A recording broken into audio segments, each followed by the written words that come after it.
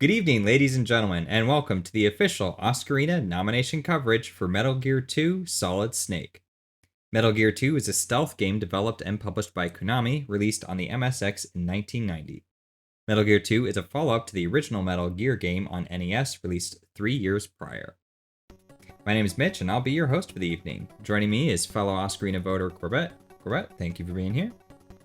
Glad to be here. Thank you for hosting.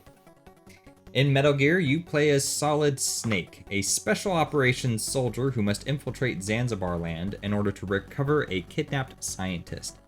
As the investigation unravels, more of the insidious plot is revealed, including other agents with uncertain loyalties, and the construction of the new and improved Metal Gear, a device of deadly capabilities. It is up for 9 awards, which include Best Pixel for 1990, Best Direction, Best Level Design, Best Musical Score, Best Musical Track for Red Sun, Best Sound Atmosphere, Best Female Character for Gustava/Natasha, Best Male Character for Snake, and Best Narrative Composition. I just want to briefly comment that for Best Female Character, referring to Gustava or Natasha because her name went through a change depending on whether or not you were playing the Japanese version or the US port that came later. So Metal Gear 2 has 9 nominations, which is quite a lot.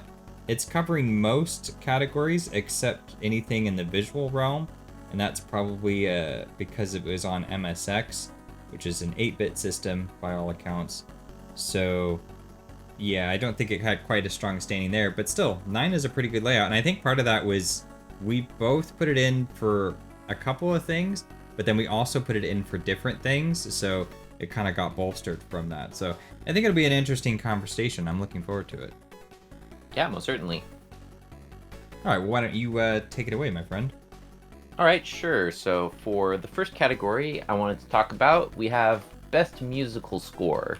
So in general, Metal Gear 2 Solid Snake, the largest portion of its soundtrack consists of really good, sneaky military themes. So these are very suitable for when you want to feel like Mission Impossible, or when you want to feel like a grimy, secret agent crawling through the sewers, or when you want to feel like Hitman and you just pulled off shooting like 5 guys in a row without getting caught and stuff. It's got like, minor variations that have all different kinds of sneaky military and whatnot, but in general, they pull it off extremely well. Like, it's the sort of thing that I would whip out probably for, tabletop roleplay sessions if I wanted to channel that sneaky military energy. But aside from just the good sneaky military themes, they also throw in other songs to help keep some variety with other adjacent moods as well. You've got menacing songs, romantic songs, tragic songs, and also some tense songs in there too. And it manages to handle the other ones with pretty good success as well. I mean, I still think that the thing it does mostly the best is the sneaky military ones, but the other ones, there's some good ones in there too. In general, the soundtrack is proudly electronic and chiptune for the most part, so they're not really doing too much to try and emulate other instruments, as far as, flutes or horns or whatever. Yeah. And as a result, you don't really have that much in the way of the unintentional distortion that comes with trying to make instruments replicate on the older hardware. And I mean, for someone like me who really enjoys chiptune music, this was definitely my cup of tea.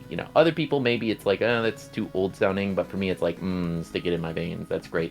Chiptune right there. Yeah, I really love this score. Actually listened to it quite a bit, to be honest, especially for the awards, just thinking about it. I think it's really remarkable that this is on such limited hardware. Everything else is on 16-bit or greater if it's on PC, but this is like as far back as it can go pretty much, and it doesn't sound like anything else you can think of that's 8-bit. It has a really full sound to it. I'm gonna play a few tracks so you can get a sense for the variety, but yeah, it's something about it too, I think that's really important, is it finally helped me understand what Metal Gear even is, because I'm not a huge Metal Gear fan and I've not understood what the series is even about. And for whatever reason, the music for this helped clarify. It's espionage meets stealth meets military meets action. It's like it's all of the things, right? It doesn't have one thing that it's trying to be. It wants all of them. And so that makes it a more complicated score to compose because, like you brought up, you have so many different tones that you need to meet. It's not just generic action music of different variety as you go through. You have completely different shifts in almost genre that you need to hit.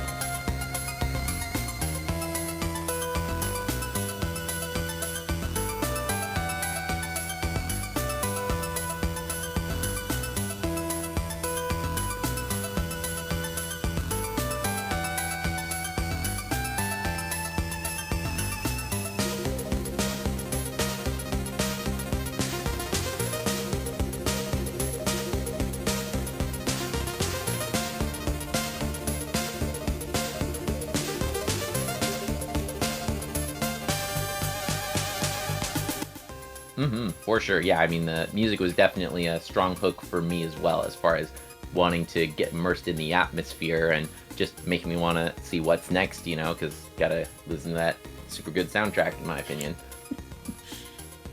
So in general, I would say that Metal Gear 2 Solid Snake has a pretty good consistency in terms of good quality being throughout the soundtrack. And aside from that, I would also say that it's pretty good length. It's 75 minutes long and 38 songs.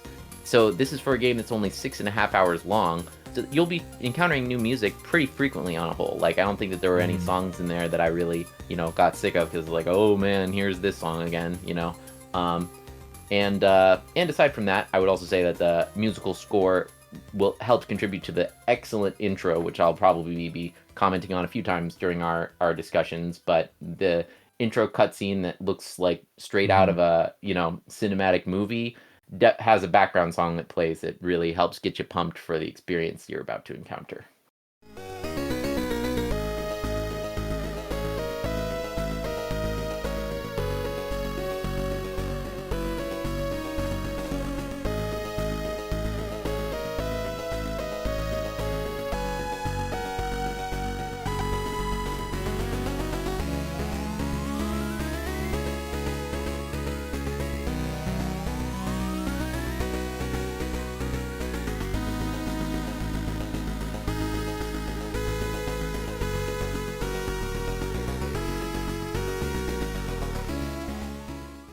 All right, so next up we have Best Musical Theme for Red Sun. So on the whole, I would say that, when a lot of this game you've been spent, not all of it, mind you, but for, a lot of the game you've been spent like tensely sneaking around corners and, avoiding getting shot and having climactic boss battles. And then you have Red Sun, which ends the game with a song that is somber and reflective, despite the fact that Snake technically won. It helps you to reflect on the major characters in the game. What were their motivations? What could have been done to change the outcomes? And so on. It sort of carries the idea that after all the adrenaline and action and boss fight mechanics have been removed, we're left with a lot of grounded, morally ambiguous, and often tragic characters to consider. It also carries the idea that even the most complete victory in war does not come without costs. Thus, the ending is not a completely happy one, and war is not a pure good. Anything else you want to add on to the description for Red Sun, Mitch? Yeah, I think I second everything that you just said about it.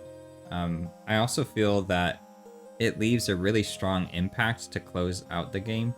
And the song itself is probably the most pronounced, I think. Like, you could play pretty much anything from the soundtrack and get someone's attention. but I think this one would really grab somebody's attention because, especially if you're listening to it with headphones, because you get that full surround sound feel to it. Yeah, it just captures a really strong sentiment to close out the experience, and it just elevates everything that you've gone through, because there are some losses along the way. There's some character deaths, there's some betrayals, and so it kind of highlights some of those darker, heavier moments as opposed to going through a generic, heroic anthem. Instead, it has this really somber beat to it that's positive in the sense that, yeah, you're victorious, you stop the Metal Gear, but also, like you said, it's reflective. Yeah, I think it's a really strong, and I'm if I'm not mistaken, I'm pretty sure that this song is pretty iconic among Metal Gear fans, although I could be mistaken on that. Like I said, I'm not a Metal Gear fan or anything, but it certainly caught my eye when I got to the end of the game and this song came on. I thought, man, this is something else.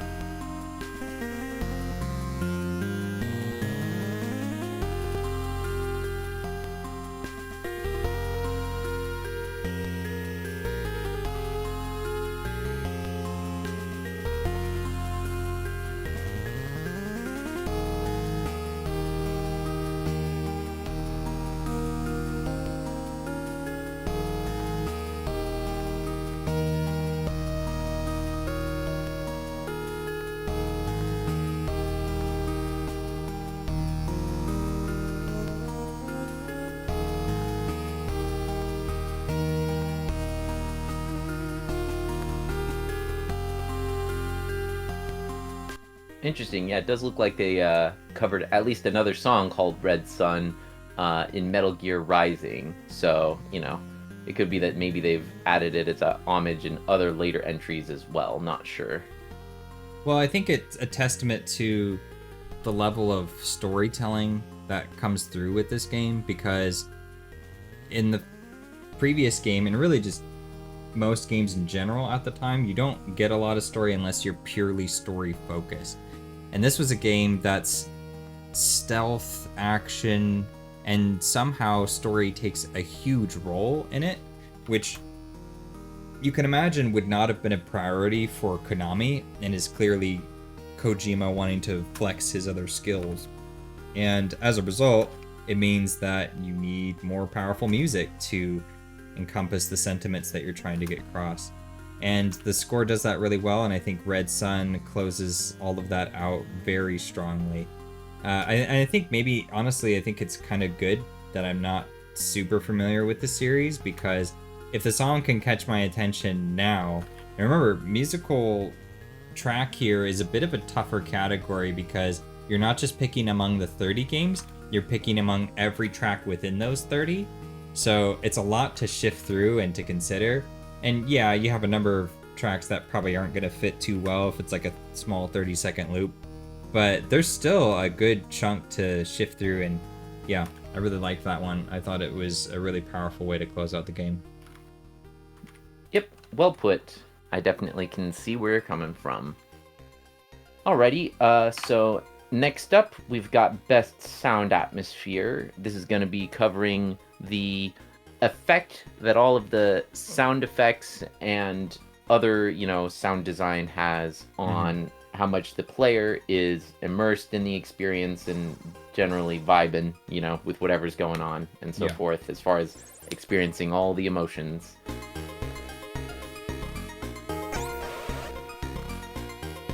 So as far as best sound atmosphere, I would say that one of the things that Metal Gear has going for it is a lot of proudly lo-fi sound effects. So, similar to the soundtrack, I guess, there's a lot of stuff that you wouldn't really, be able to mistake it as this is actually someone getting punched in the face, if this was real life.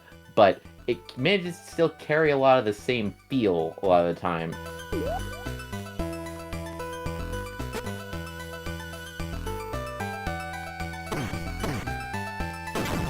And to be honest, I would say that because they're sort of working in different sound palette and they're just trying to reconstruct sounds that sort of evoke similar feels, it sort of enhances those feels more than real life would and whatnot, you know? I mean, you might hear like, in the same way that like, you know, when people are fist fighting, like actual fist fighting is just like, you know, like pretty like mild sounds and then they wake up, you know, like it's similar effect when they try and whip up these 8-bit sound effects and you got Hollywood little, eyes, like, yeah. you know, and like, and you know, all those great things and whatnot. So yeah, I would say the sounds are punchy, memorable, and help give impact to the different actions on screen. And they can also be mildly informative to the gameplay. I would say that, you know, for my personal highlights, I would say, you know, I really like the exclamation noise when you get found. I mean, that's iconic among Metal Gear. Woo! And then you got the ding from the radar after enemies stop searching for you and things return to normal, and it's just so soothing. It's like, bing! And you're just, back to normal, I'm okay now.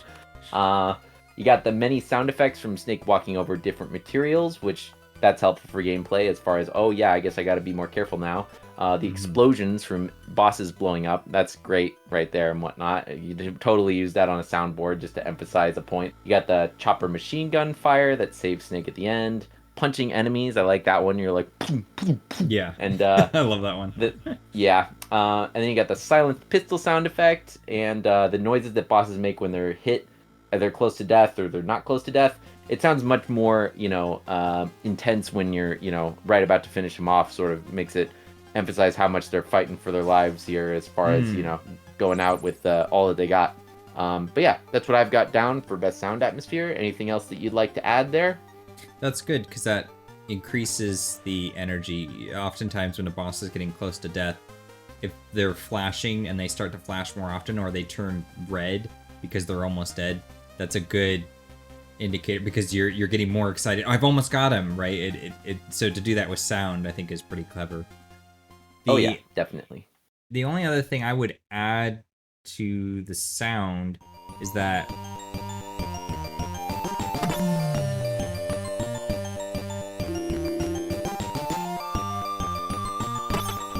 again, because it's on MSX, it's on some pretty dated hardware, even for the time.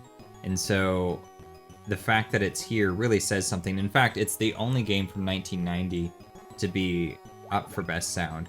So it's a pretty commendable achievement that it was able to push through that. And I would also suggest that it doesn't have anything in the visual categories, as I mentioned. So the sound really is important because it has to do more work than what the visuals are able to accomplish, because you're on a lower fidelity visual output. So that's another thing to consider for it as well. Indeed.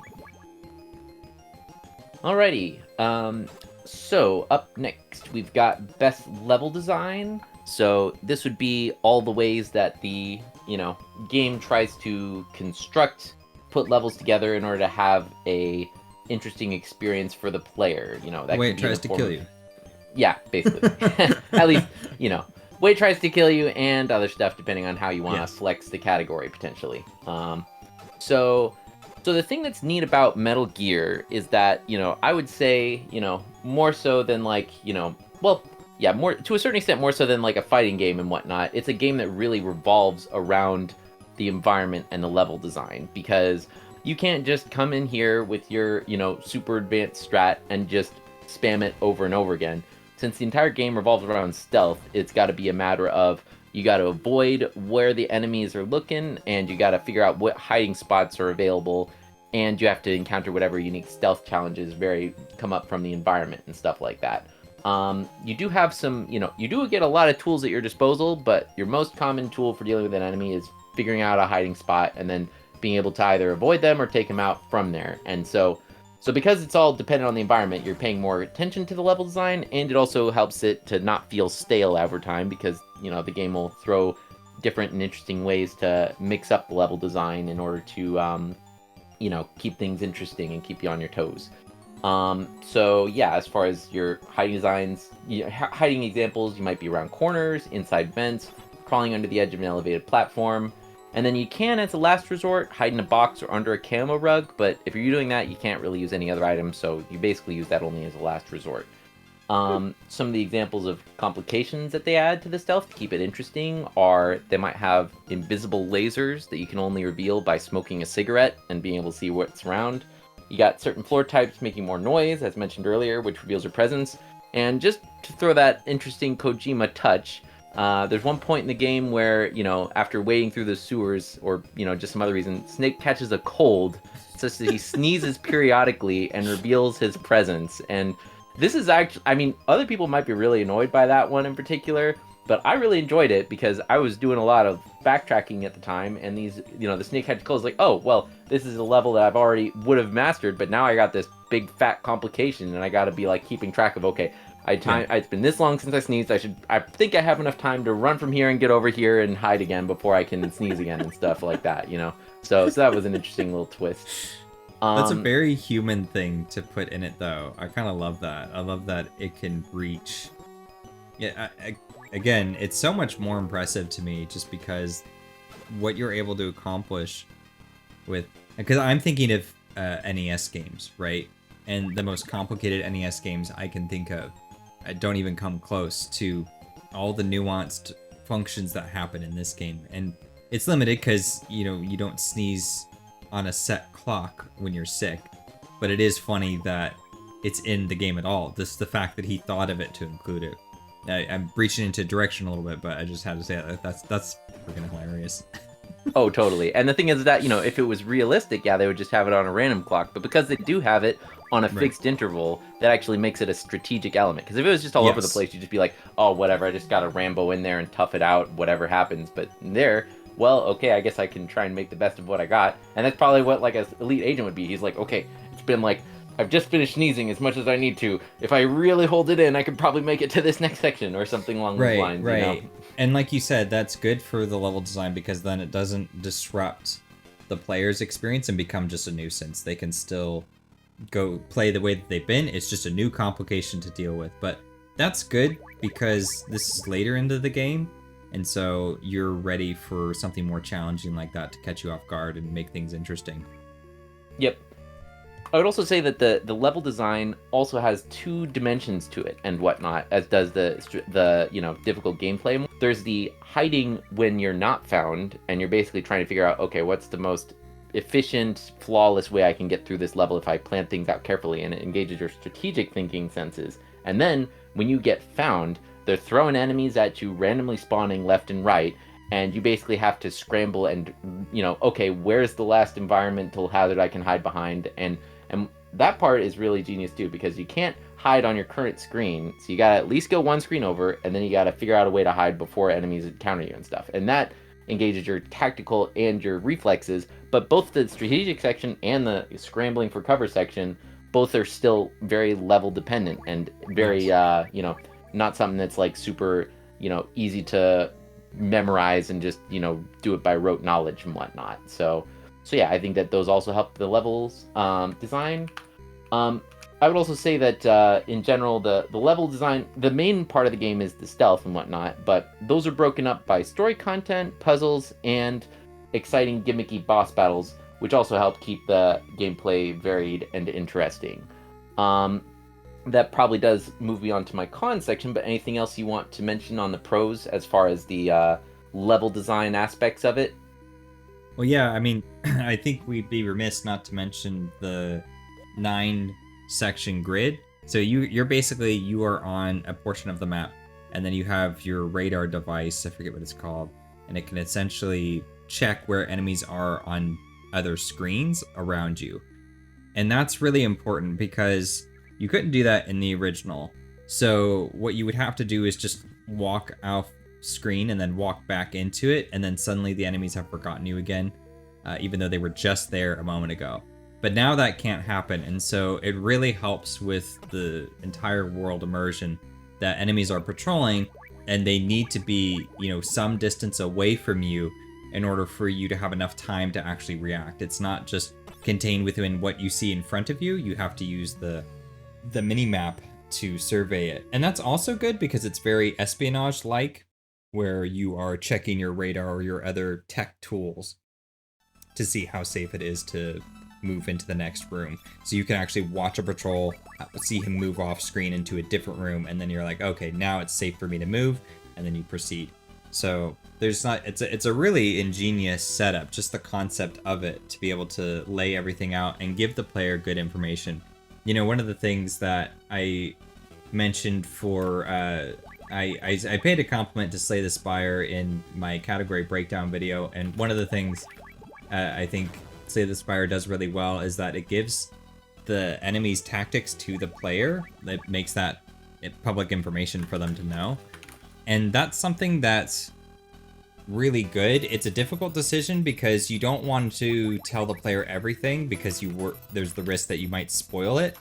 But when you do give them the right information, it puts them in a position where they get to decide how to approach a situation. So it's a similar concept here, is the game tells you, hey, this is where the targets are and this is how they're moving. It's up to you to keep track of that information because you can't just go in guns blazing. So monitor all of that and then proceed from there. And then it's up to the player to sort of find their pathway to get from one objective to the next. So just really, really ingenious, the construction they have there. Yeah, for sure. I mean, I would say on the topic of the mini-map, I mean, it's really amazing that it's able to convey the information in a way that's easily understandable and clear, and yet takes so few pixels out of your screen. I mean, it's just this little box in the top right-hand corner, and most of your stuff is still available for you to sneak around. And because it's just sort of tucked away there in the corner, I appreciate the fact that it's easy to forget about, and you might end up getting found there, but in that case, it's your own darn fault. You have no one to blame but yourself. But, you know, it's also something where if you are being keen and you're trying to pay attention to that as well as your environment and moving around and stuff, then you can definitely avoid these threats. So it gives you the tools at your disposal, but it also doesn't make it easy for you. You got to be like balancing your different priorities and so forth. Yeah, definitely. All right, so yeah, so those are what we've got for the pros of level design, but coming up to the cons. So level design, you'll see here, you know, this is a bit of a recurring trend we're going to be talking about tonight, but like Metal Gear 2 is an auteur game, which means that it prioritizes Kojima's vision over what might be popular, and as a result, you know, some of those design choices might have some quality of life downsides associated with them, which can be a bit of a interesting and sometimes not the easiest experience to handle and whatnot. So at least when it comes to level design, I would say that the main issues that I have are the puzzles. While they basically try to make the puzzles oftentimes like unique every time and interesting, because they're trying to make you think, you know, they're puzzles that like maybe a secret agent would solve in this sort of circumstance, you know, but they also have to work within a video game medium. So it's like basically they end up turning out usually pretty unique, but also pretty unintuitive. Like, if I was, you know, that's part of why this game's not currently nominated for best difficulty, is the fact that, like, you know, the puzzles that they're having to break up the different sections are, oh boy, some of them are real head scratchers, I will tell you. And then there's also a lot of required backtracking, where you got to go back to the sections you've already been, try out the new key cards, find a new key item, etc. Not my favorite thing.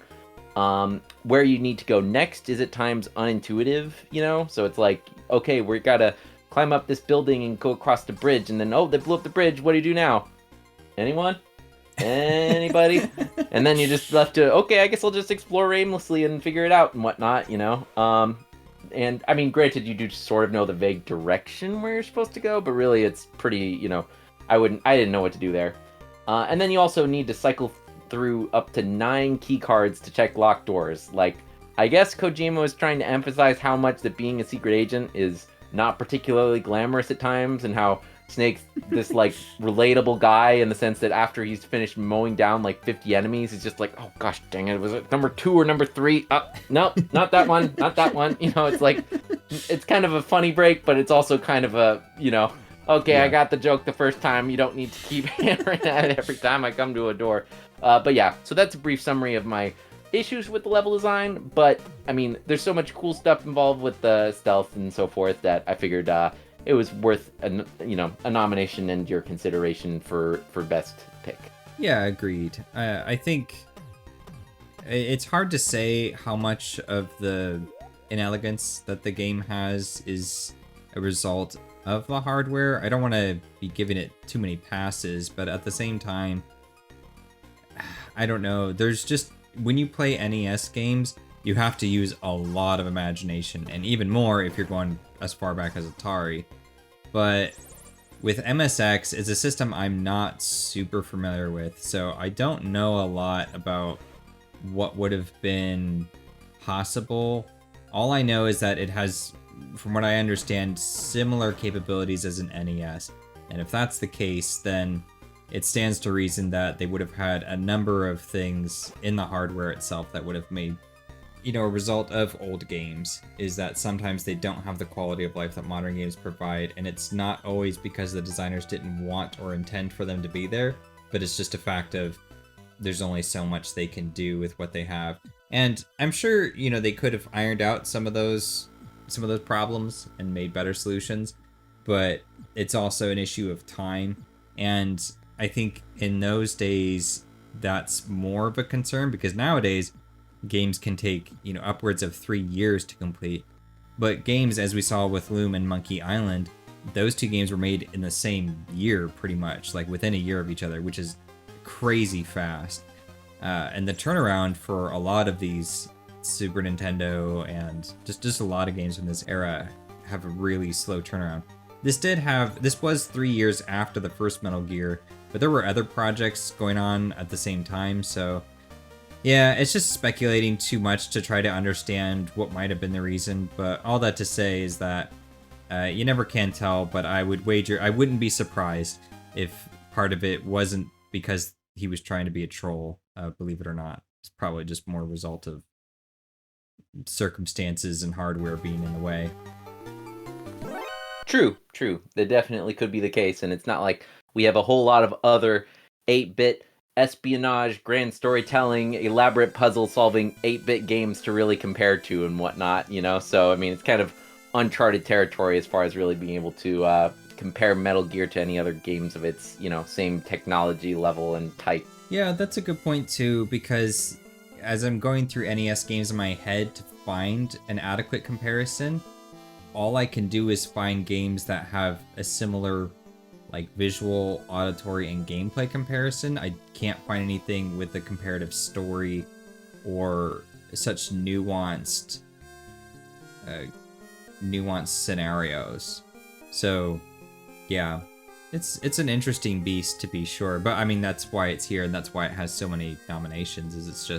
It really does stand out from so many others. Because I think we had Mega Man and a couple other NES games on the list, so they were around, but this one really, I think, catches your attention a lot more than some of those. Yeah, definitely a big step up in the artistic department from a lot of the games of its era, I would say, despite the technological limitations. Yeah. Well, and speaking of the story, maybe we should jump into narrative composition then and kind of recap that. Sure. So in general, Metal Gear 2 tells the story of an undercover rescue from an elaborate facility of bad guys, told from a perspective of a clever espionage soldier.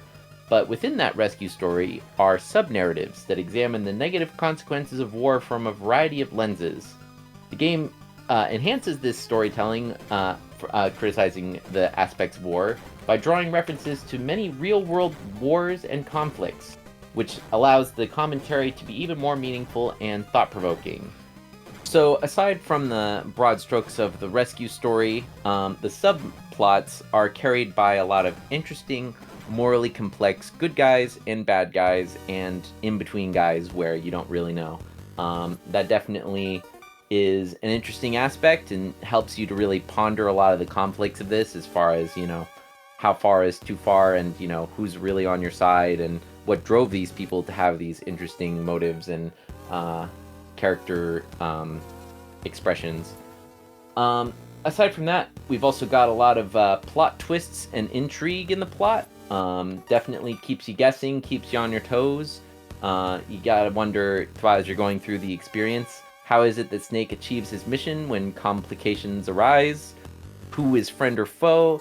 And what is the reason for this elaborate facility of bad guys? You know, lots of people have got their own motives, and you got to try and decipher that while you're also trying to save this scientist. And you know, we already mentioned it earlier, but like, you know, the soundtrack also definitely helps to enhance the narrative composition. You know, it definitely helps to craft good atmospheres for lots of different moments throughout the story, whether it be tragic betrayals or the intense showdowns with bosses that are interesting, or you got the places where Snake is really, you know, demonstrating how much of a clever and, you know, excellent espionage agent he is. So, you know, soundtrack really helps take that narrative aspect to the next level. But yeah, anything else you want to... I think that's important too, because I know it seems strange to say, but this is a game that has a story. And yeah. That might be obvious for something compared to Loom or Monkey Island or even Wing Commander. But again, you're working with that stronger hardware, and the focus of it, especially for Loom and Monkey Island, is the narrative, is the storytelling. But this is not the kind of game that would necessarily need to have that storytelling. You could just do without it and you'd be fine. You would just make some, you could write some generic, okay, you go rescue this guy and then read this at the exit and then you're done. Just one line of text at the beginning to establish the premise and then go do stealth stuff for the rest of the game. But it, like you said, it deviates into all these different tones and moods and moments. And so that gives the score more room to breathe. It has to now accommodate all these other things. And so then the score becomes really good. And then because the score is doing that, the narrative also gets better. Right? So everything that it has in it is supporting one another, and that's definitely one of those Oscarina bait type things to do. As for the writing itself, I don't know that the actual dialogue or composition caught me off guard as particularly remarkable. More so than that, it was just strongly conveyed when it did show up, and I did like all of the characters, and I liked hearing their perspectives. And I liked all the weird references to pop culture that Kojima has. And this is, I'm going to kind of bleed us into direction here, because it really is one of the ingenious things that he does. And I know it probably doesn't sound like it, because nowadays, if you reference pop culture, it just seems like you're appealing to Gen Z. But this was before Gen Z even existed. And so what Kojima did was sit down and go, well, just because it's a stupid video game, I'm not going to treat it like that. I'm going to treat it like it's my magnum opus novel or film that I'm composing here.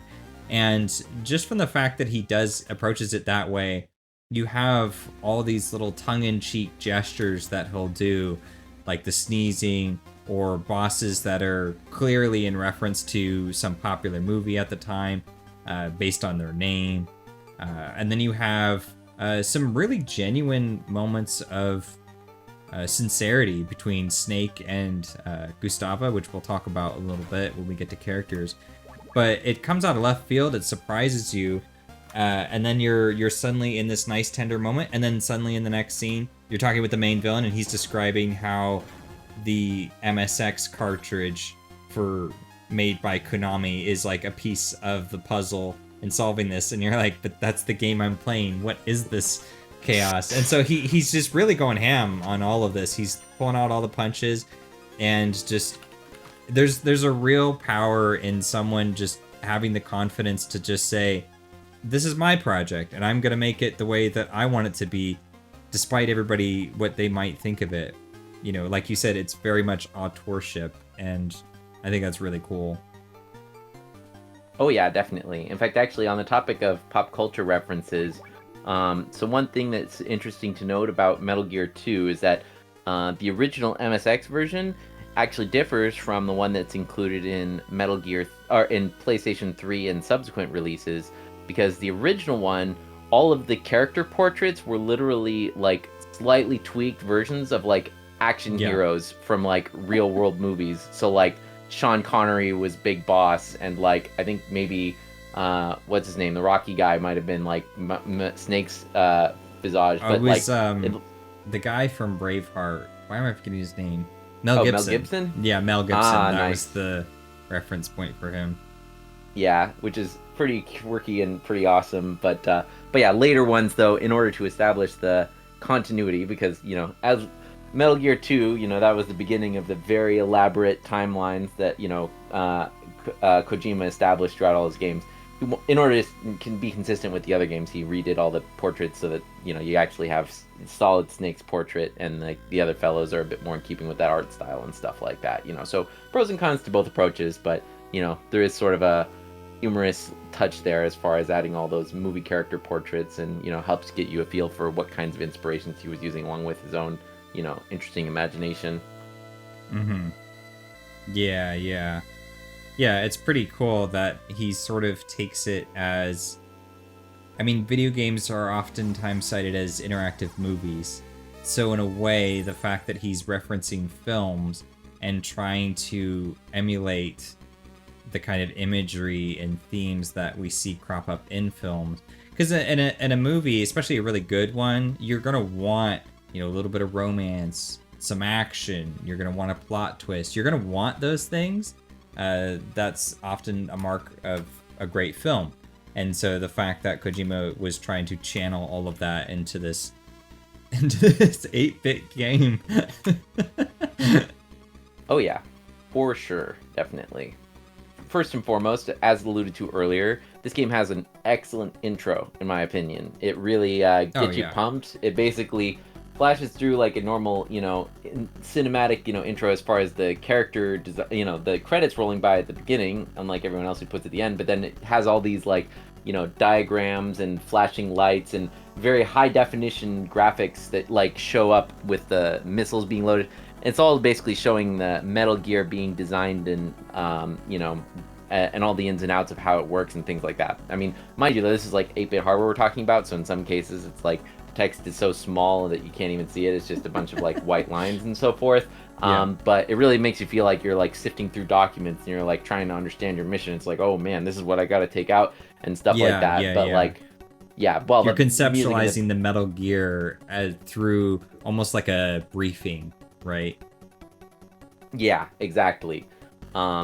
And yeah, then you got this really, cool music playing in the background with this, rising tension and this super excellent bass and stuff like that, combined with, I don't know, just a very overall atmospheric and interesting, introduction to get you, amped up for the game. I mean, we mentioned that the visual direction might be a little weak for the game as a whole, but they really pulled out all the stops to make that introduction have, visuals, pretty excellently ironed out and so forth, where it's it's kind of funny because it's a lot of things 8-bit games of this era, it's you're limited by space and you're limited by development time, and there's no way people would put this much effort and energy into something like an introduction that people are probably going to watch once. But it's a Kojima game, so you get interesting tidbits like that, so go figure.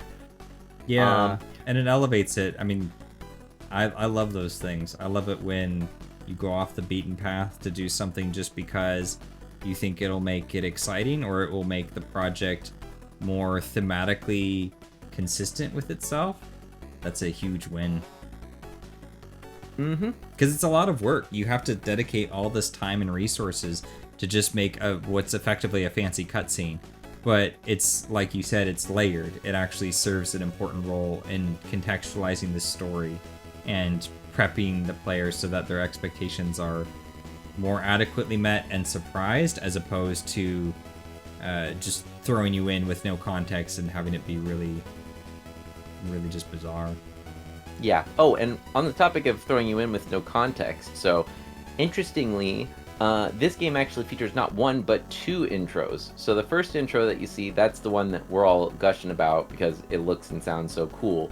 But the second intro is quite solid in and of itself because it actually does give you background on the geopolitics and why it is that Snake's infiltrating this place. A lot of other games, looking at you, F-Zero, are going to expect you to read through the manual in order to figure out all the ins and outs of this, but now there is definitely a lot of that in the manual, but the second intro actually does give you enough context so you can already start to appreciate what it is you're getting into before you even, enter the game and stuff like that. So that one is also done reasonably well, but first intro, above and beyond, is excellent. No, agreed. Yeah, because that was the big knock against F-Zero and why it didn't do as well, I think, as maybe you might expect, because it's just hard to get invested in the story and the world and the theme when all you have is just the design elements and none of the kind of narrative compass to guide us. So yeah, it's nice that this one has that. So let's see here. Other aspects of direction, and I mean, I got a lot of points talking about direction, but like the thing is that it's just a competitive category. So whoever's in the top 5 is, doing something pretty interesting at least, because lots of people, have got an interesting direction. But yeah, so as far as direction goes, so I mentioned earlier about how the puzzles are kind of unintuitive and whatnot, which yeah, that does kind of hurt the direction in one sense, because it means the narrative gets broken up by these long spans of you just banging your head against the wall. But on the plus side, though, I would say that these very unusual puzzle solutions sort of help to sell the idea of Snake being a clever, scrappy soldier and whatnot. I mean, like, one of the most infuriating puzzles in the game involves you come across this pile of orange liquid that dissolves you the instant you touch it, and apparently you're supposed to realize that you're supposed to neutralize it with the chocolate from your ration, which nobody tells you in game. So that's just like, are you kidding me? But when you look back at it in retrospect from a storytelling perspective, it's like, whoa, Snake was clever enough that he figured that out. He came across this like impassable obstacle and he's like, oh, I can figure out a solution for my ration pack. Like, I mean, from a storytelling perspective, it definitely, has some cool elements to that. It's just, it would be nice if they could figure out a way to convey that, which didn't involve as much frustration from the players. But pros and cons. Imagine you're watching a movie and that scene plays out and the character just stops for a moment and kind of like puts his fingers on his chin and kind of thinks, and then like reaches into his pack and just throws chocolate on it. You'd be like, what? What is this? Mind you, I know that he was trying to make this sound like a super clever thing, but I looked online. I could not find any real world backing for this, that chocolate is supposed to be some sort of an acid neutralizing agent. So I think that Kojima might have been taking a little bit of creative liberties there, but you know what? Whatever. It's still kind of cool to think about. The thing you got to give Kojima is that it's certainly memorable. I mean, it's really hard to forget something like that because it is just like, oh, whoa, okay, I guess that worked.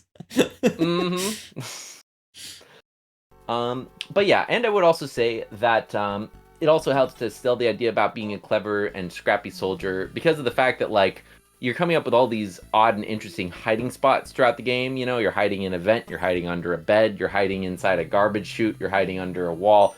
Like, you're hiding under lots of different stuff. And aside from that, you're also having a huge selection of weapons at your disposal, which, I mean, honestly, it's like, it gives you a lot of room to experiment and flaunt your stuff if you really want to and whatnot, but you got like a remote-controlled rocket, you got a submachine gun, you got a pistol, you got mines, you got like all sorts and shapes. Honestly, most of them I personally didn't use, but for somebody who's more of like a military buff who really likes the idea of being able to roleplay as an elite soldier, I imagine this sort of thing would tickle their fancy, and I don't know, it does sort of just sell the idea of Snake being a really clever soldier, the fact that he just comes across this vast array of weapons and is still able to pick them up and use them to, interesting extents and whatnot. So I thought that was a cool little tidbit in the direction department. Yeah. I dig it. So other than that, I would also say that during the level exploration, Kojima was actually, you can see in the manual, he really tried to plan out the entire island of Zanzibar land as like a real place. And you really do get to see this because as you're exploring, you're not just getting to see like, I mean, granted, there are like some video gamey staples, like you got a desert level and you got a jungle level, but you also get to see stuff like the sleeping quarters, the saunas where soldiers go to relax, the trash chutes where they tuck their trash out, the bathrooms. And those all sort of help to sell the idea of it being a real place. You've even got like the sewers, and the sewers actually connect the two different buildings. So you got like a shortcut that can sort of connect you between the two. And you've also got the fact that it's more like rocky and desolate on the edge of the island where it connects to the ocean. And then you get more lush as you sort of get further inland and stuff. So a lot of miscellaneous touches that sort of help it to feel like a real place. Yeah, that's brilliant. I don't know that even quite process the interconnectedness or the fact that he sat down for a map. I mean, again, it really emphasizes how his approach to this, I mean, in a sense, you could call it just with a tremendous amount of respect. Like, he didn't look at the MSX computer and think, well, that's too limiting to what I want to do. He just made it do what he wanted. So yeah, that's really cool. Mm-hmm. I would say that the last major point I have in the advantage of direction is the thing that's, a lot of people have criticized him for, but actually he tackles it in an interesting way in this game. So Metal Gear 2 does portray war in a negative light, but it also tries to make combat fun and morally justified. So this can cause what some people would call ludonarrative dissonance, in the sense of like, well, why do you make the gameplay so fun if you want to make it so that, it's talking about how bad war is? And now, on one counterpoint, I would say that, like, well, would you rather have a game that's really boring or just, like, makes you feel bad the whole time? It's like, Right. Yeah, you do end up having some sort of questionable elements to the narrative impact, but, in exchange of being more fun and quality of life, pros and cons. But I would say that Kojima does try to actually address this and sort of channel it for the sake of storytelling at the end of the game, and I think that this is pretty interesting the way that he does it. So maybe in the back of your head, you have been sort of thinking about how, oh man, this is actually pretty fun being able to sneak around and take out, a bunch of bad guys showing off my super, 9,000 IQ and stuff like that. And maybe war is not so bad, right? But then the final boss, and this is spoilers, by the way, so, skip ahead if you don't want spoilers. Territory from here on out. Yeah. So the final boss, Big Boss, states the following. He who experiences the joy and tension of battle will place himself in battlefields for the rest of his life. You and me, though rare value in the battlefield, are just useless dummies back home. So, Big Boss happens to be an individual who is too drawn to the thrill and purpose of the battlefield. It causes him to want war to continue, and he works to perpetuate it. So, you might have been feeling a slight tug in the direction of, well, maybe war is not so bad, but this is a guy who takes that and takes it much too far. He thinks that, war is so much the bee's knees that I'm going to perpetuate it and cause people to die and stuff because it's just so good. In fact, it's not just that it's so good, but the people who are involved, we get addicted to it. We can't really handle being normal after we've gotten so interested in war. So, so he tries to further sort of draw that connection because he starts to claim that Snake is haunted by nightmares because Snake also wants to enjoy the thrill and purpose involved with war.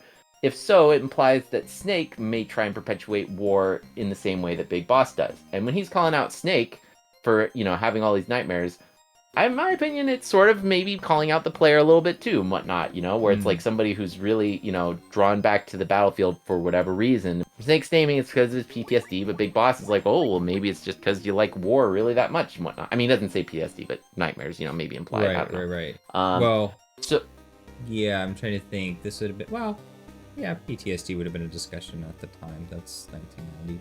But, yeah, I mean, maybe it would have been called shell shock at the time. That's the loose term that they gave it, post-Vietnam War era and things like that. Yeah.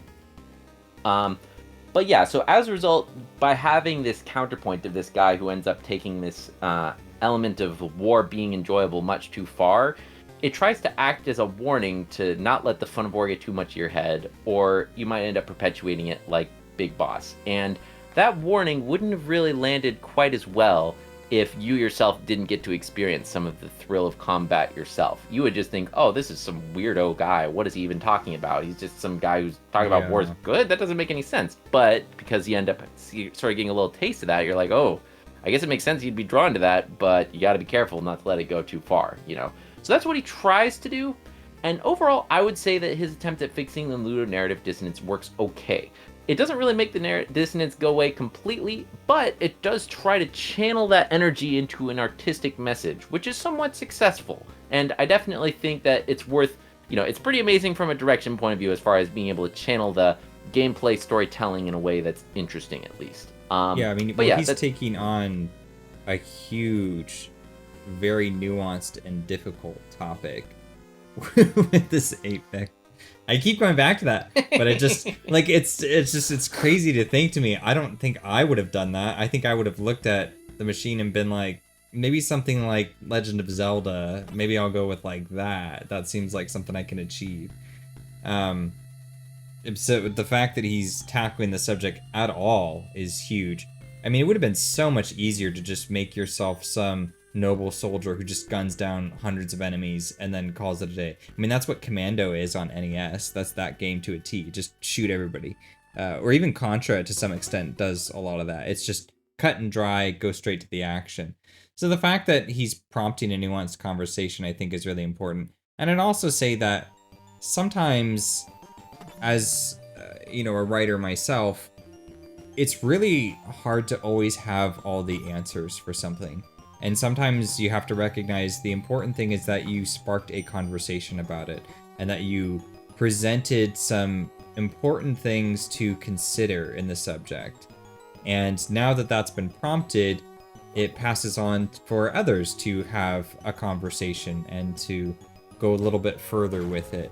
I mean, the fact that you'd be responsible for shouldering the entire burdens of the world is quite a lot. And so I think it's really commendable, the fact that it was enough to just reach out and say, all right, let's make the player feel really good about succeeding in their mission. And then at the end, kind of twist that a little bit and make them reflect upon their role in all this and Snake's role in this whole idea about... Because, I mean, remember, it is a stealth game, first and foremost. So your goal is not to go out and kill everybody. You're trying to stop the big cataclysmic wars from happening at all. That's what a stealth operation is about. It's to try to, like, minimize the amount of damage that's going on. So, yeah, I would say... Yeah, I think that message comes through pretty well. I guess what I'm saying is I don't know that it's quite as ludonarrative dissonant to me, but I mean, that might just be a me thing as well. A lot of games have ludonarrative dissonance quite extensively, and as we go throughout history, that's going to be an important conversation for a number of them. But yeah, it's good to keep having that conversation. Yeah, for sure. So you had a couple of cons then for direction as well? Yeah, sure. So that was most of what I had for pros in the direction department. But I would say that on the cons direction, so I alluded to it briefly earlier, but pacing of the story gets significantly harmed by the quality of life problems with the, game. So, the backtracking, the switching between the 9 ID cards, the unintuitive direction, and the unintuitive puzzles, all of that makes it so that, like, yeah, the narrative is interesting, but then you have these really long gaps between there, at least for someone who's, as small-brained as myself, where, just spending time backtracking or figuring out what to do or things like that, which sort of helps bring the narrative a bit more to a slow crawl. But at the same time, though, to a certain extent, maybe that's inevitable in a game that you want to make about, backtracking and, trying to figure out what to do in a complicated, elaborate facility. And so I don't know. There's pros and cons, but I would say that, in my opinion, at least, that harms the narrative a little bit as far as these, roadblocks get put up in your way.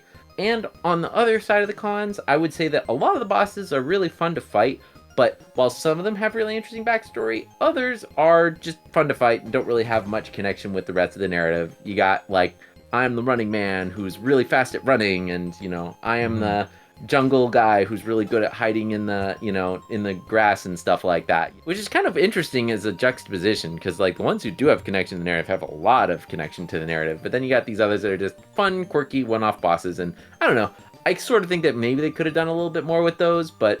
Yeah, I mean, because it's a similar thing you could levy at using chocolate to get rid of some kind of acid pool or whatever. On the one hand, if he cut all that stuff out, what you'd be left with is like an uber serious game, and that's just talking about this important subject of the nature of war. By including it, I think it does hurt the narrative message, but I also think there is something to be gained by doing so that is worth mentioning. Because he's branded this game with his name all over it, it would make a lot of sense for him to find ways to communicate to the player, hey, here's a funny boss based on some funny character or some movie I saw, just so that you and I can have a good laugh about it, in between all this other serious stuff going on. I want you to take the serious stuff when it's serious, but also, like, a moment of levity in the midst of things. Now, his type of humor may not work for you, but you can clearly see, I think, that it's meant to be a joke, and I think that does come through, so... If it's a con in any way, it would just be a con of taste, just something that doesn't work for you. It's a kind of humor that doesn't land for you, I would think. Yeah, you know what, that's fair. It could just be a matter of taste, so, fair point. That said, we do want to talk about a couple of characters. We've got Snake up for Best Male Character, So maybe we should chat him up a little bit. What do you say? Yeah, certainly. So, I will say that, like, I remember for Best Male Character, that was one that you were really gunning hard for. And at first I was like, I'm not sure if I could see it. But, like, as I was writing the script for this video, I thought about it some more. And honestly, I do think that he does actually subtly, demonstrate a lot of interesting qualities through the, thing of him, throughout the game and whatnot. So, I mean, I would think that the first quality that both me and you definitely latch on to, and is probably the biggest reason why we like the guy, is that Snake is a very good listener and whatnot. Yeah. He's able to draw out conversations, not just with his allies, but even with his enemies. And it's not like he is just talking for the sake of talking. He really does consider what they're saying significantly, I mean, like, some of his, like, retorts or his, like, remarks on the topic wouldn't really been able to be made unless he's really, giving careful consideration to what they're saying and whatnot. I mean, I will say that, like, my personal favorite line in the game, and this is only present with the original MSX port, it's not with the later one, because they touched up the translation and whatnot, but, like, Black Ninja, he ends up, as part of his death scene, and I'll keep this, as spoiler-free as possible, but he ends up talking about how certain, governments that, we used to usually think of as morally righteous were actually responsible for some questionable acts for the sake of preserving their own reputation. And, like, Snake's response to this is never, maybe. This is like yeah, a great one-liner, but yeah, I mean, he's willing to give this a lot more serious thought than a lot of other, action heroes or main characters would. A lot of other people would be like, oh, you're just crazy or something like that, but he's willing to think that, hey, you know what, maybe, these governments that we thought of right actually did have some problems. So yeah, I would say that that's definitely one of his major positive qualities. Yeah, the big selling point for me is the scene between Snake and Gustava, and they have this kind of heart-to-heart while they're waiting for somebody else to turn up. And it's just a nice moment because, I mean, I didn't know the character too well from here. My knowledge of Snake came from, well, I was about to say Metal Gear 5, but that's actually a different version of Snake. It's a different Snake. I think you play in that. So really just Super Smash Brothers. That's like the extent that I know him of.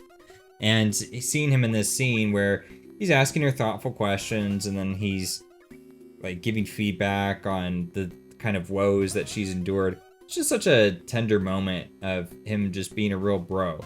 And I really liked that. I liked that despite being this gruff, uber masculine guy, he can totally, he's honestly, he can do it all. He can even be a wordsmith on top of everything else. The guy's like the most perfect improviser. Yep, for sure. And that actually brings me up to my next point. So among the many different puzzles, you sort of get a feel for this and whatnot, but also through the different weapons that he uses. There's one boss that he ends up only being able to beat because he loses all access to his weapons, and he's able to make a makeshift flamethrower with a can of hairspray and a lighter, so that's totally like MacGyvering something in order to come up with a situation. And I mean, even there's certain other things where it's like, the fact that he thinks to hide in a box, but also the fact that he thinks to, hey, I know, I'll use a tape player, record the national anthem of Zanzibar land, and then when I play it, everyone's gonna salute and I can sneak by. It's like, it's sort of you, the player, but by extension, it's also Snake you gotta think of as, like, thinking, hey, it's worth picking up this tape recorder so that I can do this silly little trick, So that's kind of neat. And let's see here. I would also say, he's tough, he ends up fist fighting with Gray Fox, so he's not like he's just hiding behind all of his weapons all the time. He's relatable in the sense that, like I said, he's struggling with sorting through ID cards and not knowing where to go next. I mean, a narrative could have, the gameplay could have portrayed him as just like, as soon as there's a new objective revealed, Snake's just like, oh yeah, well, clearly because of this, I gotta go here. But nope, he's just as lost as you are, so, it kind of makes him, your little buddy in action as far as dealing with these struggles. He's also a dork in the sense that he's just completely oblivious to Holly flirting with him. That's kind of a nice touch. He's complex in the sense that he has nightmares from his previous military involvement, and the fact that he seems to quit his military escapades after thwarting the bad guy. Normally if, James Bond or whatever, you're just like, okay, well, that was our, thing, and we're on to the next one. But nope, quit after this one, and I think that the manual implies that he was also already retired when he came to this one, but don't quote me on that, I'm not sure.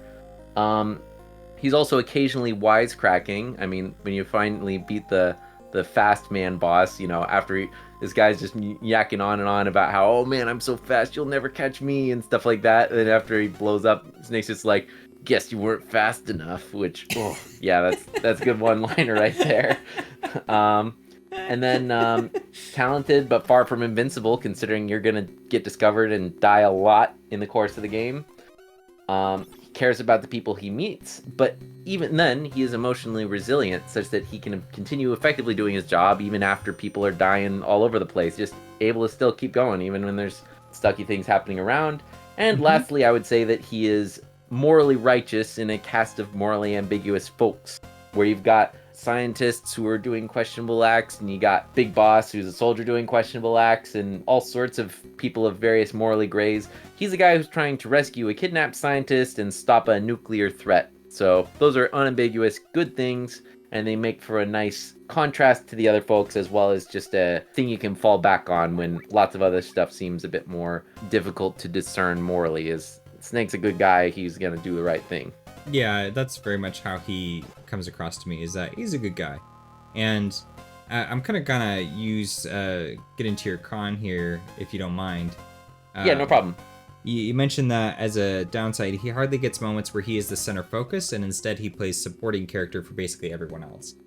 I would definitely agree with that sentiment a lot. I think that he is there to kind of support everyone else, but I kind of like that. And the reason for that is sometimes when I'm playing a video game, I don't like the character I'm playing. And the fact that they have to take on such a prominent role in the story can really detract from the experience for me. So the fact that he's there to be a support, it means I get to play a character role that I like to play. I'm often in, Dungeons & Dragons and stuff. I like the cleric, I like the supporty type characters more often than the main event because I find them more interesting. That's fair. So let's talk about Gustava then for best female character. What do you say? Yeah, that sounds good.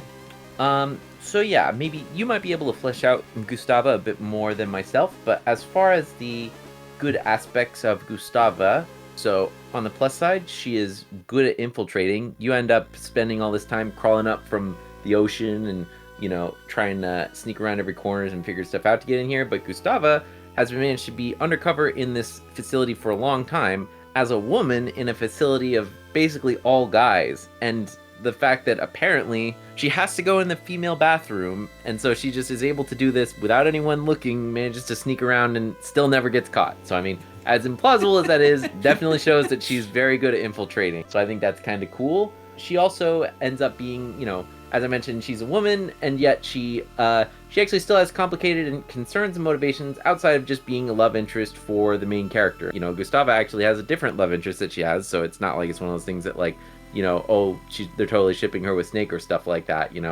And yeah, she's able to still have a really interesting, complicated backstory, and Snake's able to still respect that and interact and befriend her for it. And in general, yeah, that sort of leads me to, she does have a well-written, tragic backstory that causes you to consider the costs of war.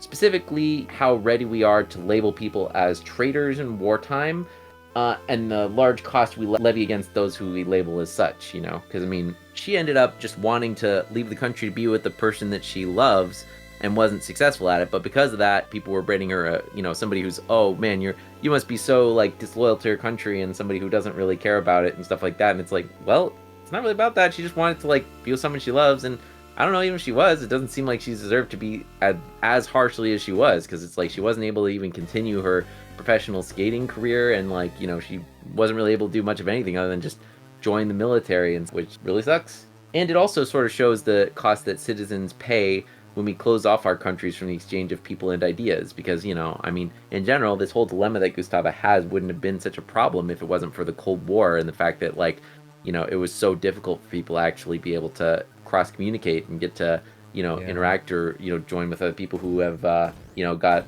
some other ideas or interesting perspectives and stuff. So yeah, both of those real-life dilemmas end up getting reflected by Gustava giving her nice little backstory and, making you contemplate it. But yeah, anything else you want to add on that, Mitch? Well, I think repeat my last tactic and kind of use your con against you. Yeah, no problem. Because you said, as a downside, her backstory is provided all in one large chunk shortly before it becomes relevant, when it could have developed more gradually over time, and let her be more of a main character than a side character. But on the plus side, though, the game does manage to make the exposition dump reasonably natural feeling. Yeah, I would agree that it's pretty natural, the exposition dump. They depict the scenario such that, I mean, it makes plausible sense. So basically what happens is they've got the scientist and they're trying to get him out of there, and then he's like, oh, I gotta go to the bathroom, and then just walks off, and they're like, okay, we're gonna sit down and chat for a while, I guess. It's pretty ridiculous, and the moment he said I have to go to the bathroom is a very clear indication that something is very suspicious. You don't have to go to the bathroom, my man. You have See, but this else. is why it pays off to be a Kojima game, though, right? Because the thing is that's exactly the sort of thing that Kojima put in his game without right. any catch, just straight laced, and you're like, oh, sure, fine, Kojima. And then afterwards, like, no, it wasn't a Kojima touch after all. Plot twist. So yeah, I thought that was that part I did not mind at all personally, because I thought it was playing the Kojima card very strategically there. Huh, interesting, because now that you mention it, if he had just let him go to the bathroom and come back and not done anything else with that, Yep. I probably, that would have seemed very in character for him to do, so, okay, this is tricky. Now I'm using your con against you, Mitch. Battle of the cons. Mm-hmm. Yeah, I'll take that. But the reason why I kind of like the sort of I just realized exposition dump. Ha ha ha. Sorry, continue. And all class for this episode just went out the window. Or down the, you know what? Never mind. Oh, nice. But getting back on topic, the reason why I don't mind the exposition dump is that it catches you off guard. You're going through the game and there's a story and there's, some interesting things happening. And then when this scene hit, it just, wow, you put the entire game on hold just to have this sentimental moment between these two characters. I mean, that takes a lot of nerve to go into that and think, all right, I want this really strong moment and I don't care if the player is going to be bored or disinterested because it's my story and I want to tell that. So that's what we're going to do, and they're just going to have to accept that. And yeah, I thought it made it more impactful because it wasn't trying to steadily build up these characters, especially because, at least for me, I have a hard time connecting with characters when they're just these little pixelated dots. So if you're gonna draw my attention, you need to do it in a big, impactful way like this does. Comes out of left field and suddenly you have this massive, in-depth character out of nowhere, and it's impressive. It kind of really elevates the entire storytelling for me. So yeah, I thought it was great. Well put. All right, well, anything else you want to mention on that before we move on to Best Pixel to wrap everything up? Nah, let's sum up our thoughts. So, Best Pixel, go for it. Take it away. Sure. So, aside from all the categories that we mentioned, Metal Gear 2 is a little weak in the art direction, except for the excellent intro, partially because of the, limited hardware. But yeah, it's just a little, drab and military looking for the most part throughout the game. Nothing to really, blow your mind as far as in visuals go. And the other categories, like difficulty and exploration, is usually a mix of pros and cons. Overall, Metal Gear 2 is emblematic of the pros and cons of having a game be supervised by an eccentric auteur like Kojima. There are many interesting, innovative, and unique design decisions. At times, this works to the game's benefit, like creating levels that work in tandem with the stealth-centric gameplay to provide a varied and satisfying experience, or by channeling cinematic storytelling techniques to give a story that features morally gray characters, intrigue, and plot twists, in an era where storytelling is often sparse and flawed. At other times, this works to the game's detriment, like having unintuitive puzzles and a lot of time-consuming backtracking. In general, if you are someone who enjoys innovation and bold artistic choices, and you are willing to look past some quality of life improvements that come with those choices, then Metal Gear 2 may be the Game of the Year pick for you. Anything else you want to mention, Mitch? No, I think you summed it up perfectly. I think I expressed all my sentiments throughout it. It was a It was a nice game to check out and get to know a little bit more about. I've still not played the original Metal Gear, but I honestly think this might be the better starting place, because I've seen bits and pieces of the original Metal Gear, I've seen reviews, and it doesn't quite have, really at all, the kind of caliber that this has. So this is kind of like the Wing Commander 2 of Wing Commander games. So to kind of make an interesting comparison in that way, I mean, it really is slingshotted forward by leagues. And doesn't always hit the mark, but I think it definitely does enough to catch your attention and is something that's definitely worth experiencing. And speaking of experiencing it, there's a couple of different ways you can do that. While it was originally released on the MSX, which is limited to just Japan, you can actually still experience Metal Gear 2 on the Metal Gear Solid Legacy Collection on PlayStation 3. And I believe there's also a Switch port of it coming in the near future. I don't know if it's... I think is it remastered on that, or do you happen to know? Not remastered, it's just the original ported in all its glory. Okay. Yeah, still, that's really cool, the fact that it's coming to modern systems now. So yeah, definitely pick it up if you get the chance. Thank you, Corbett, for coming along and for taking pot shots at each other with me. That was a lot of fun. Pot shots, back with the potty humor again, I see. Sorry. Okay. But yes, I walked into that. All right. But yes, I had a great time nerding about this, interesting experience with you as well, Mitch. And hopefully our viewers will also get a kick out of it. Definitely. Well, thank you everyone for joining us. So Metal Gear 2 Solid Snake is up for 9 awards, including Best Pixel for 1990. You can watch all the winners at the announcement this October on Oscarina Saturday. I also want to make sure we take a minute to thank Addy J for letting us use their footage of Metal Gear 2. You can check out a link to their channel in the description of this video. And if Metal Gear 2 Solid Snake wins Best Pixel, the first winner will highlight auteur design as a crucial component of an artistic medium.